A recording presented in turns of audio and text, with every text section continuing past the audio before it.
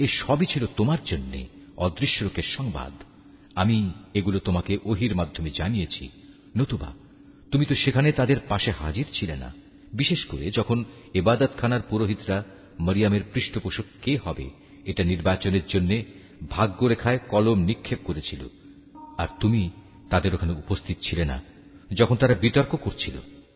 অতঃপর ফেরেশতারা বলল, হে মরিয়ম, অবশ্যই আল্লাহ তাআলা তোমাকে একটি পুত্র সন্তানের জন্ম সংক্রান্ত নিজস্ব এক বাণীর সুসংবাদ দিচ্ছেন। তার নাম হবে মসীহ।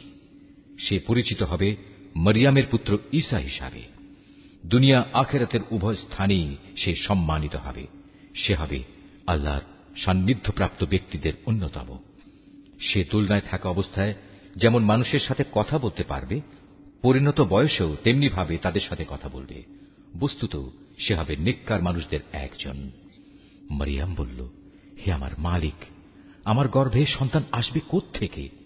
আমাকে তো কখনো কোনো মানব সন্তান স্পর্শ পর্যন্ত করেনি। আল্লাহ তাআলা বললেন, এভাবেই আল্লাহ তাআলা যাকে চান তাকে চিরাচরিত নিয়ম ছাড়াই পয়দা করেন। তিনি যখন কোনো কাজ করার সিদ্ধান্ত নেন তখন শুধু তাকে বলেন, হয়ে যাও, অতঃপর সাথে সাথে তা সংঘটিত হয়ে যায়। ফেরেশতারা মরিয়মকে বলল, তোমার সন্তানকে আল্লাহ তাআলা তাঁর কিতাব ও প্রজ্ঞার বিষয়গুলো শেখাবেন।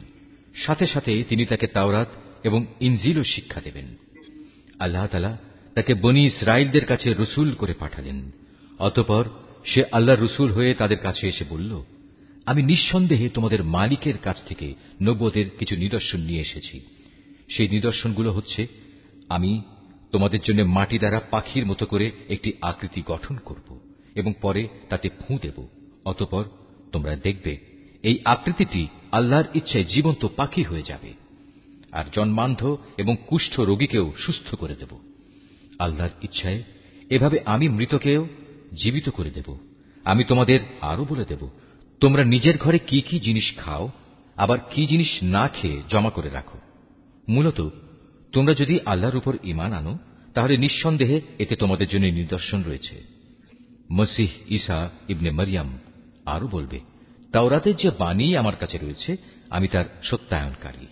তাছাড়া তোমাদের উপর হারাম করে রাখা হয়েছে এমন কতিপয় জিনিসও আমি তোমাদের জন্য হালাল করে দেব, এবং আমি তোমাদের মালিকের পক্ষ থেকে এই নিদর্শন নিয়েই এসেছি।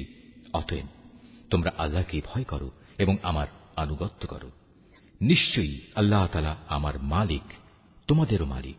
অতএব তোমরা তাঁরই ইবাদত করো, আর এটাই হচ্ছে একমাত্র সঠিক ও সোজা পথ।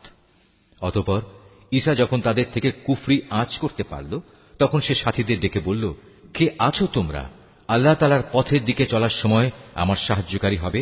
হাওয়ারীরা বলল, হ্যাঁ, আমরাই হব আল্লাহর সাহায্যকারী। আমরা আল্লাহর উপর ঈমান এনেছি।